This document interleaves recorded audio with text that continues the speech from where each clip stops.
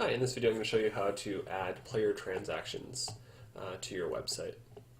So here's an example of the player transactions on the public website. There's different types, so like this would be a trade transaction right here, the second one, or things like putting players on injury or loaned out or assigned or recalled, or different transactions that you might want to put for your players. So in the stats admin, you'll want to be on the transactions page. Now you'll only see this if the stats package you're using comes with transactions.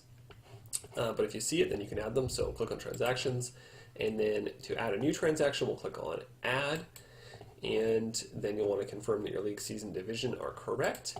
And the first thing you want to do is select type. So this will have the different transactions that are available.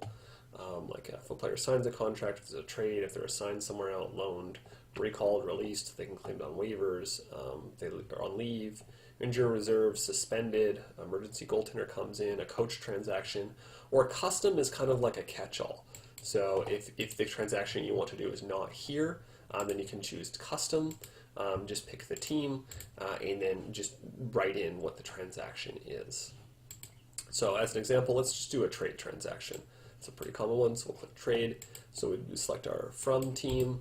You'd select your player. So we'll say Jason is getting traded to the Rhinos. And then in a note, you could put in, who he's traded for, or any for draft picks or whatnot, just anything to do with the trade.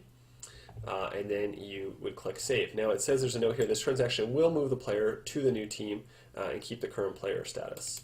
So if the transaction does perform an action, which will affect in the stats system, it lets you know. So you wouldn't need to then go in and move Jason from the Bears to the Rhinos, because the transaction itself will create the log in the transaction here and perform the action of moving him in the stats admin for you. So that's all there is to transactions. Thanks for watching.